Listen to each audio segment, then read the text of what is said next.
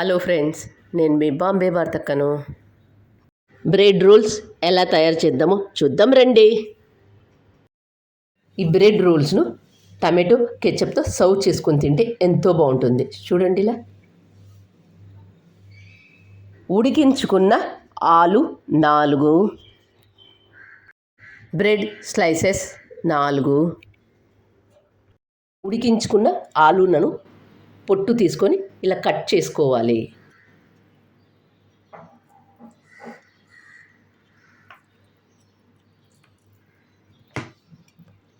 అలాగే మిగతా వాటన్నింటిని కూడా కట్ చేసుకోవాలి. గ్యాస్ ఆన్ చేసుకొని ఒక బాండీ పెట్టి కొద్దిగా ఆయిల్ వేసుకొని, ఆయిల్ వేడైన తర్వాత తాలింపు గింజలు చిటపటలాడిన తర్వాత సన్నగా కట్ చేసుకున్న ఆనియన్ వేగిన తర్వాత ఉప్పు, సన్నగా కట్ చేసుకున్న పచ్చిమిర్చి ముక్కలు అన్నీ బాగా వేగిన తర్వాత పసుపు, ఉడికించి కట్ చేసుకున్న ఆలుగడ్డలు, ఇదంతా ఒకసారి బాగా కలుపుకొని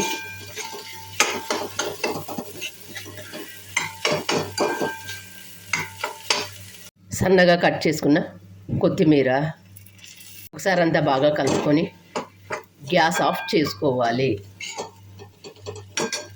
తయారు చేసుకున్న కూరను ఒక ప్లేట్లోకి తీసుకొని వీడియోలో చూపించినట్లు సిలిండర్ షేప్లో చేసుకోండి. ఇలాగే మిగతా వాటన్నింటిని కూడా చేసుకోండి. బ్రెడ్ స్లైసెస్ని తీసుకొని అంచులను కట్ చేసుకోవాలి.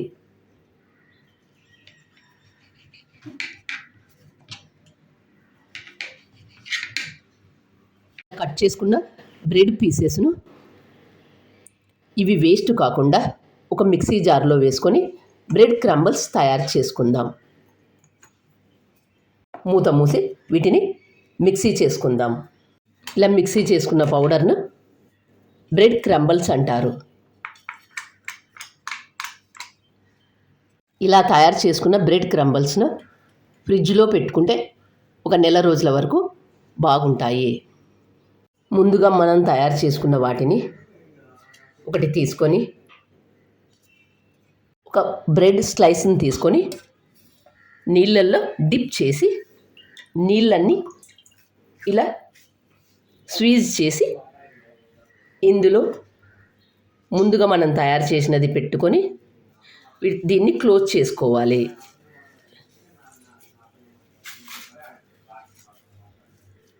ఇలా చేసుకోవాలి.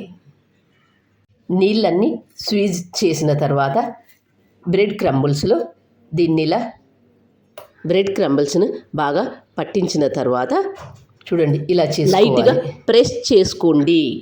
వీటిని క్లోజ్ బాగా చేయండి, లేకపోతే ఆయిల్లో వేసినప్పుడు విచ్చుకుంటాయి. చూడండి, ఇక్కడ అంతా ఏమాత్రం గ్యాప్ లేకుండా వీటిని అంతా క్లోజ్ బాగా చెయ్యండి. చూపిస్తాను చూడండి. ఒక బ్రెడ్ స్లైస్ని తీసుకొని ముందుగా మనం తయారు చేసుకున్న దాన్ని తీసుకొని ఈ బ్రెడ్ స్లైస్ను నీళ్ళల్లో డిప్ చేసి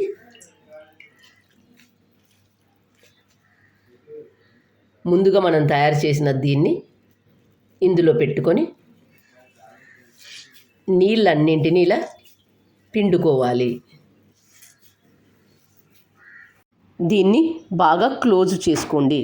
ఇలా బాగా క్లోజ్ చేసుకున్న తర్వాత బ్రెడ్ క్రంబుల్స్లో వీడియోలో చూపించినట్లు చేసుకోండి.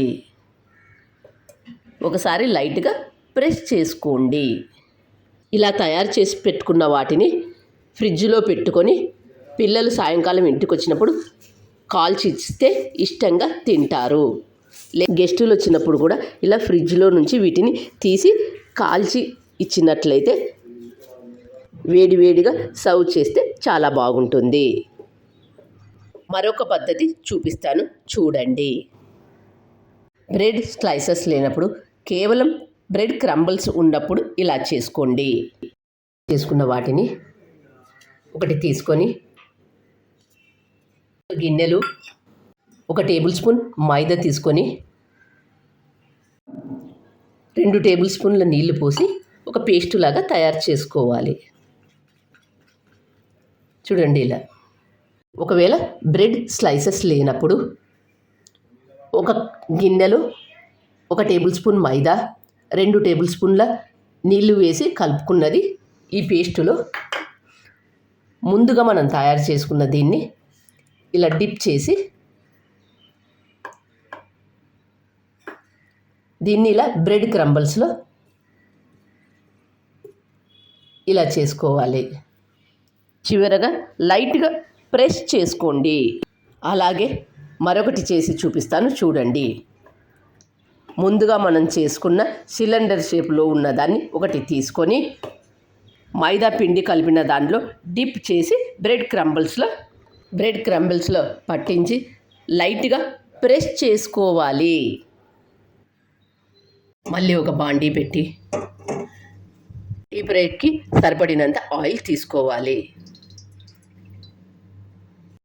ఆయిల్ బాగా వేడైన తర్వాత ముందుగా మనం తయారు చేసుకున్న ఈ బ్రెడ్ రోల్స్ని ఇందులో వేసి కాల్చుకోవాలి. ఒక్కొక్కటిగా వేసి కాల్చుకోండి.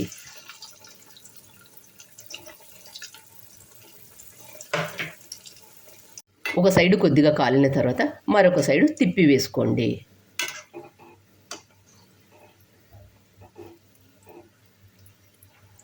గోల్డెన్ కలర్ వచ్చేంత వరకు వేయించుకొని ఒక ప్లేట్లోకి తీసుకుందాం.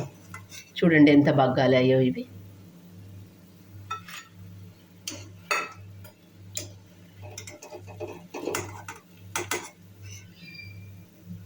మరొక పద్ధతిలో చూపించిన వాటిని కూడా నూనెలో వేసి బ్రౌన్ కలర్ వచ్చేంత వరకు కాల్చుకొని తీసుకోవాలి. మీకు ఏ పద్ధతి ఈజీగా అనిపిస్తే ఆ పద్ధతిలో చేసుకోండి. బ్రెడ్తో శాండ్విచ్ కాకుండా ఇలా బ్రెడ్ రోల్స్ కూడా చేసుకొని తింటే ఎంతో బాగుంటుంది. చూస్తుంటేనే నోరు ఊరుతున్నాయి కదా. ఇంకెందుకు ఆలస్యం, మీరు కూడా తప్పక ట్రై చేయండి. మీకు ఎలా వచ్చిందో నాకు కామెంట్ చేసి చెప్పండి. ఒకటి తుంచి చూపిస్తాను చూడండి. ఎంత బాగా ఆయిల్ పీల్చుకోకుండా ఎంత బాగా వచ్చాయో చూడండి బ్రెడ్ రోల్స్.